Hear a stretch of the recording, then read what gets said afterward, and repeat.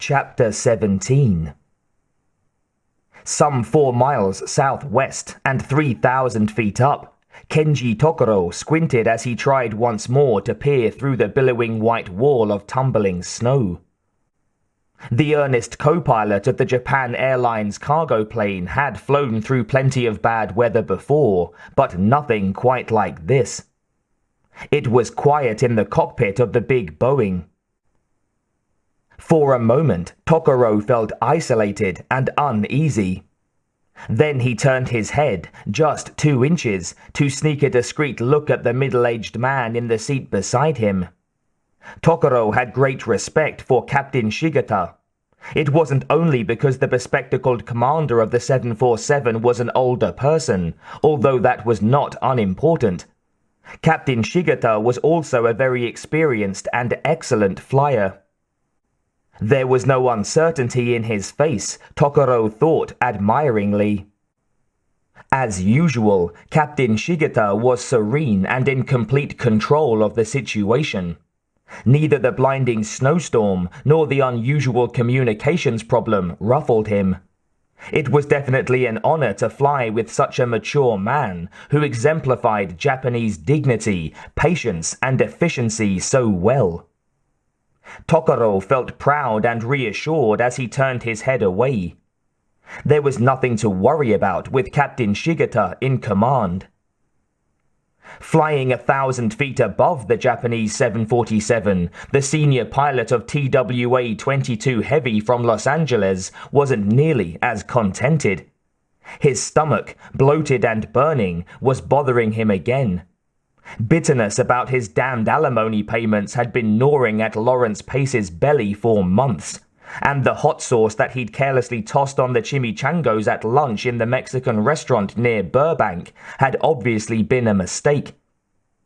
Being stuck up here in this lousy snowstorm only added to the TWA pilot's discomfort and tension. It could have been worse, he reflected sourly.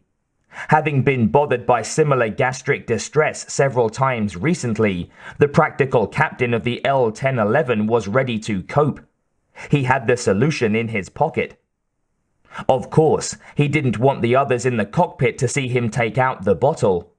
There was no telling what sort of stupid gossip might start if they noticed him swallow the tablets.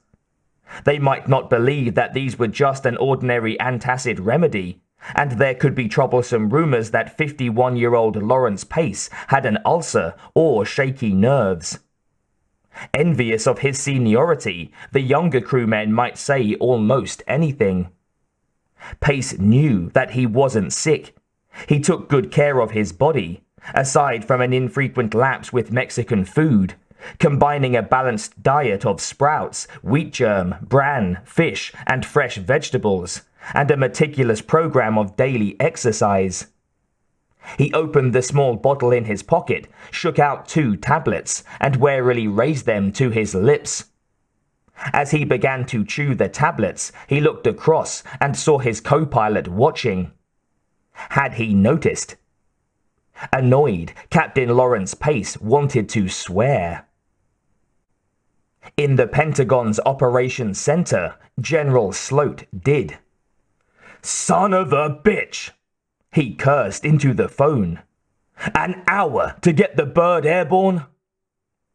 And at least 45 minutes more to fly to Kennedy, which could be real hairy with all those planes up there playing blind man's bluff," the colonel at Langley Air Force Base warned. 105 minutes, Sloat thought, and looked at the wall clock. It showed 8:31. The E-3A from Langley couldn't reach JFK before 10:16 at the earliest, and that could be too late. "What do you say, General?" Sloat hesitated.